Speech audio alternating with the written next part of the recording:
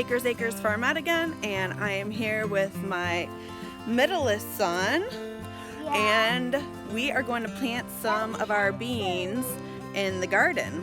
So, oh, you want to show them what you found? Toad. Ooh, a toad. We're going to put him in the garden because toads are good for the garden. So come along with us while we plant. So what I have here are 2 trellises, and I am going to plant, look, I haven't even strawed.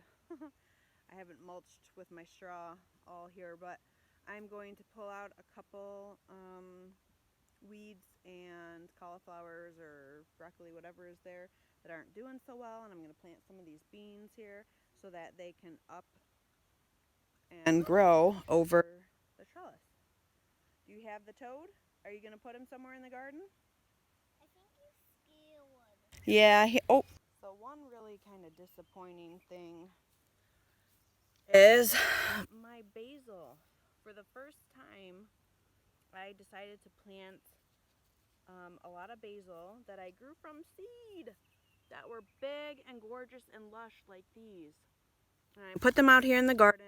I put them in between tomato plants, and I wanted them to get super big and bushy, and they are getting eaten. And I think what's eating them are chipmunks, unfortunately. We have a lot of chipmunks, and the kind of fencing that we have is just big enough, obviously, for them to get through. I mean, they can fit through no problem. So I think that is what's eaten all of my really nice, luscious basil. So I'm going to have to figure something out. Oh. We have finished up sowing our 1, 2, 3, 4, 5, 6 midnight black beans, and that's how many sprouted. And I know for this one cattle panel trellis that is sowing them pretty thick. Ideally, I would like 2 or 3 on here, but I'm going to see how well they transfer, what gets eaten up by pests, and then thin them if I need to. And they'll start to, once they start to trail, I'll kind of fish them over here to the trellis. And we did use, I think it's called wiggle worm, but I sprinkled it. It's vermicomposting fertilizer, essentially just plant food, and I sprinkled it on the top layer of dirt so that when it rains, it'll kind of soak down in and the beans will be fed. So I don't know if today I'll be able to get to this other cattle panel trellis or not, but over here I'm going to sow eventually some noodle beans, which will be really pretty whenever they start to grow and hang down, because when you walk into the garden, then this trellis will have lots of fun little long noodle beans hanging down. So I'm looking forward to that. I haven't tried it before, but one of my favorite gardeners, Jess at Roots and Refuge, has been doing that for a while, and she loves it. So I will give it a try. Here are those blue shelling beans that I showed earlier. They're very interesting. I think these are ready to pick. I haven't grown these before, but they are very beautiful blossoms. Here's a blossom here. They're like a magenta blossom, and the shell is a very dark purple. So we're gonna pick this one because I think it's ready to pick, and we're gonna try it out. I bet it's delicious. That was one of my favorite things as a kid in the garden, was picking sugar snap peas. And these are, oh, blue shelling peas. Hope I didn't say beans because they're peas. This is also a new thing. New to me plant. This is holy basil. And I'm looking forward to this plant because I've heard and seen that they get pretty nice and bushy, and that the pollinators really love them because they get nice long purple stems of flowers. So I'm hoping that this little guy does well. Before I was doing YouTube, I ran into the problem of using straw, not this straw, but I used straw from a local person, and it had a ton, and I'm talking a ton of wheat in it, to the point where I pulled everything up. Luckily, I only used one bale, but I pulled everything up because there were just tons of sprouts. Like, it was taken over. There was tons of rain. I mean, worse than all this. But there was tons of rain, and the little wheat sprouts were just taken over. And let me see if I can find one here. No, I don't see one, but they were just taken over, and it was crazy. So luckily I got all of that up, and this stuff isn't too bad. So hopefully this straw will be much better. It is keeping the weeds down. I am also going to show you guys a little bit of the setup that I was using for quite a while for all my seeds that I started indoors. It's pretty nice, I think, and that's where my noodle bean sprouts are. So I'm going to give you a little quick look-see. Here it is, nothing fancy. It's just some lights that I have plugged into an outlet down here with a timer. And actually it's very, very bare now because, you know, it's the start of June and everything is pretty much outside. But here are my, these are my noodle bean. Look, you can even see the beans still on there. These are my noodle bean sprouts. And the roots are just starting to come out, so I need to get these planted. And it's been a cooler spring, so I haven't been in quite a rush to get them out before all the bugs and stuff. But all my jalapenos are still in here. I have the light lower on this side for the little ones and higher on this side for the bigger ones. These are all of my jalapenos. You can even see it's starting to get a little moldy on top of the dirt because I don't have a whole lot of airflow down here. But I'm going to need to get these bad boys outside because they are getting pretty big. But I'm so paranoid. It's been so rainy and cool. I want them to do well. So anyway, this is my setup. These basil over here I don't think are really gonna make it. There's some jalapenos here too, so I might have to just end up pulling these. Look how sad these look. They're so teeny tiny compared to all those basils I have outside, and they're yellow and just not doing so well. Look, I'm even growing some mushrooms, which I've heard is a good sign of healthy soil. So don't worry, little noodle bean sprouts. I'll get you planted outside soon, either today or tomorrow. This plant intrigued me ever since we moved in. Look, oh, there we go. I did not know what this was, and I'm so thankful. Ah, mosquito. I'm so thankful that I just let it grow. But these flowers are just, oh no, this one's falling apart.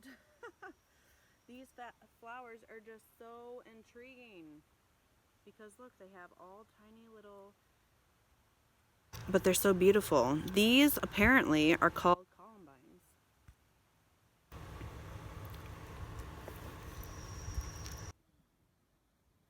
I just rehomed this pineapple sage, and it is looking a little worse for wear, but you know, it's gonna bounce back really soon.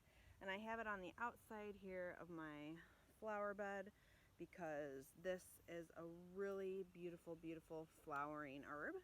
and it's my first year of growing this, and I want it to be able to get as big as it wants. Oh, that's nice. The sun's coming out. But it can grow very, very big and bushy. But why? The reason I was attracted to it was for actually two reasons. Because one, it smells.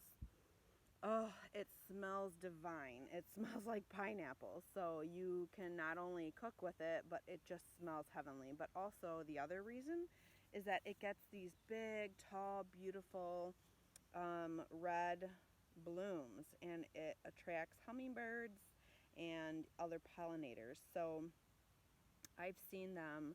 I've looked images up online, and I've seen how big and gorgeous they can be, like 3 feet or something crazy like that. So, and this tag actually also says that it blooms at the end of summer. So this is a really good pollinator for later in the summer. So I'm really excited to see what this guy does here.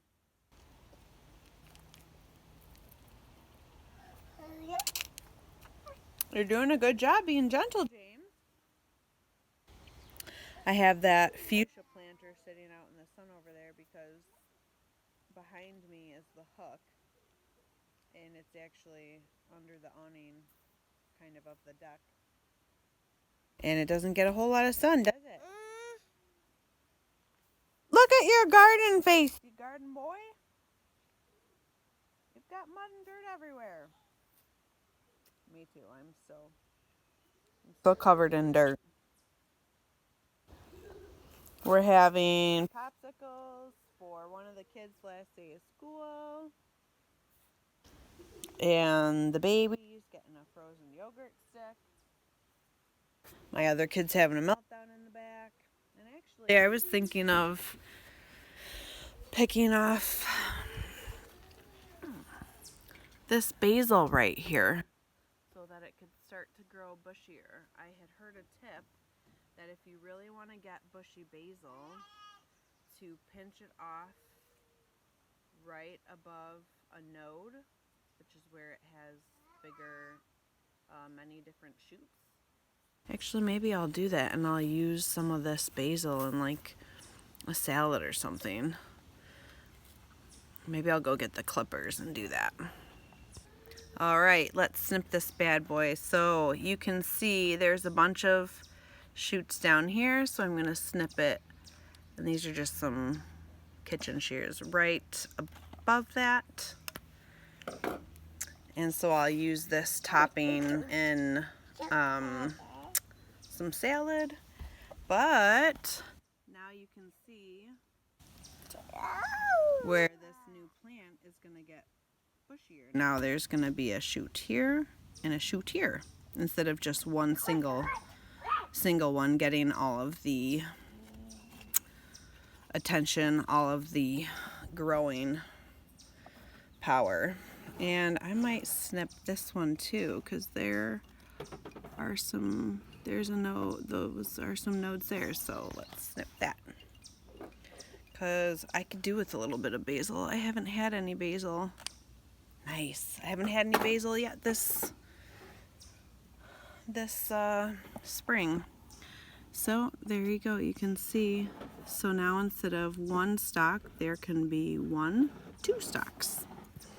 And let's see. This tomato, I have just a little baby cherry tomato here for the boys because they love tomatoes. So I see a couple suckers actually I need to get. And suckers, if you see right here, here's the main stalk and a branch, and then right in the armpit is this little sucker. So I'm going to pinch that off. I'm going to look all around the rest of the plant and make sure to get any others. Here's another one down here. And this plant is actually getting big enough that I can actually start to prune away the bottom branches here, because I should really be using my clippers here, because tomatoes are very susceptible to disease when they have splashback on their leaves and things like that. So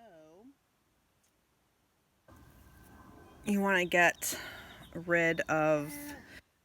When the when the plant is actually really tall, I will actually take out many of the branches and have a good, I don't know, foot of just stalk, so that the plant can get a lot of aeration, as well as just putting more of the plant energy into creating blossoms and growing. There she is. This is what she looks like now. I think I cut off 1, 2, 3, 4, at least 4. So now it's got a little bit of a stalk here, and then the leaves. And I actually think this right here, this branch, was a sucker that got away from me. So I don't see any other suckers as of now, but that's what she looks like. Maybe I should take this leaf off of here. Pretty large, and it already has, I don't know if that was a split hole from when it got watered from all that rain. I don't know, but if I take it off, which I probably just will, there we go. Now, this plant is going to give even more of the, I might snip here too, because those are huge leaves. So I think this plant now will definitely have more be giving more growing power to these new little branches. So that'll be fun to see. Oh, these right here, these are 2 little ones that I'm trying to keep growing because the kids, this is one of the fairy garden pots. Here's another one over here, but my little baby got a hold of those 2, so he actually kind of snipped it off right there before some nodes. So maybe they'll come back. We'll see. I'll update you guys in a few weeks on that. I have my first harvest of basil here, and most of this is actually just clipping the tops that I talked about to help encourage growth and sprouts, and some of them are not ideal. You can see some damage there, but this is a good couple cups of basil, I would think, because I kind of have it all squished together because I couldn't find my garden collection basket for the life of me. But I'm going to take this over to my friend's house tomorrow for our play date. Yum yum.